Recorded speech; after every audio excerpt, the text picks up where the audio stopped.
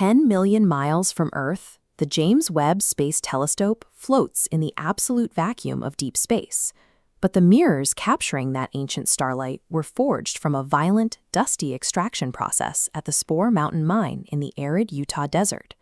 That desert rock yields beryllium, an alkaline earth metal sitting at atomic number 4 on the periodic table. It is roughly 30% lighter than standard aluminum, yet possesses a structural stiffness nearly 50% greater than steel. Despite being pulled directly from American soil, this metal is treated with the same severe security and export restrictions as a weapon of mass destruction. For decades, the United States has maintained a near-total, high-security lock on the global supply. It is an element mined in the American West, yet the government treats its distribution with the same paranoid caution as a classified dossier. This hoarding exists because beryllium is a physical gatekeeper. Mastering its volatile properties is the absolute non-negotiable price of entry for any nation trying to field a strategic nuclear arsenal or launch a telescope into the deep infrared void. To understand its value in aerospace, we have to look at a metric called specific stiffness. This is simply the ratio of a material's elastic modulus, its inherent resistance to bending under stress, divided by its mass density. This chart shows the specific stiffness of primary aerospace metals. As you can see, aluminum, titanium, and steel all share a nearly identical baseline. Beryllium, however, sits completely separated, boasting a structural efficiency that is roughly 6 times greater than those conventional materials. That rigidity behaves unusually as temperatures drop. When beryllium is chilled toward absolute zero, its coefficient of thermal expansion, the rate at which a material changes shape as it cools, flatlines. This means that at a deep space operating temperature of -415 degrees Fahrenheit, a beryllium structure stops shrinking entirely. Engineers can polish a mirror at room temperature, knowing it will retain flawless optical precision when it freezes. If astronomers had relied on standard metals or glass, the extreme thermal shocks of orbital shadows would warp the optical sensors. Our current high-resolution view of the early universe relies entirely on this single element. But extracting that performance comes with a severe biological cost. While a solid block of beryllium is safe to handle, microscopic dust and fumes generated when cutting or machining the metal are highly carcinogenic. Inhaling even trace amounts of these sub-micron particles can trigger chronic beryllium disease, or CBD. This is an incurable immune response where the body attacks the lungs, permanently destroying their capacity to process oxygen.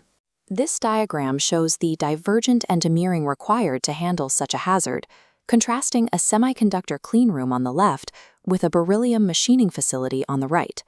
Semiconductor facilities pump filtered air in to create positive pressure, pushing contaminants away from fragile chips. Beryllium facilities do the exact opposite. They actively pull air out through massive HEPA filters, creating a constant negative pressure vacuum so toxic dust cannot escape. Looking closer at the machining process in this schematic, you can see the mandatory wet machining protocols. A heavy flood of liquid coolant binds the toxic dust into a slurry, while a high-velocity exhaust duct pulls the airborne debris directly away from the cutting tool. If an enclosure door opens, electronic interlocks instantly kill the machine's power.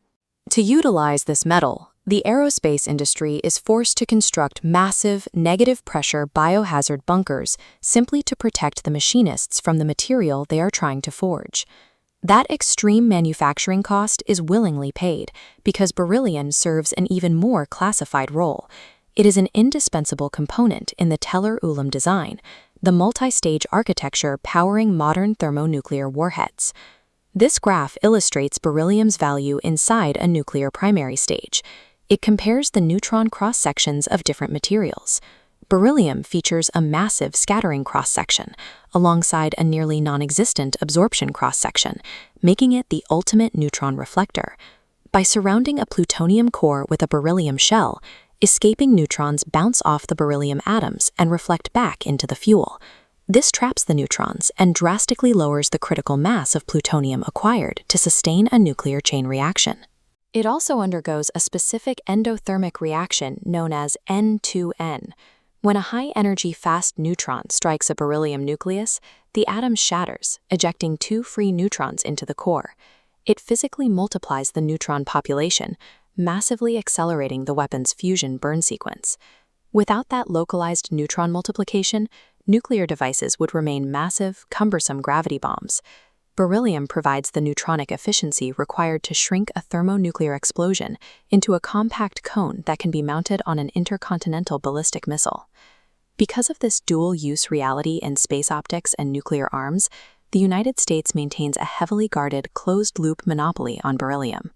The extraction and purification processes are consolidated almost entirely within a tiny handful of domestic facilities.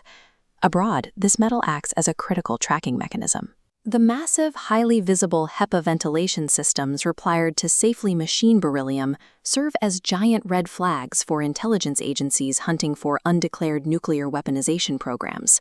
But this localized supply chain is highly fragile. Any severe natural disaster, structural failure, or regulatory shutdown at America's single primary processing mill would instantly sever the nation from its supply of defense-grade beryllium. Beryllium forces us to confront the stark physical limits of military and scientific ambition.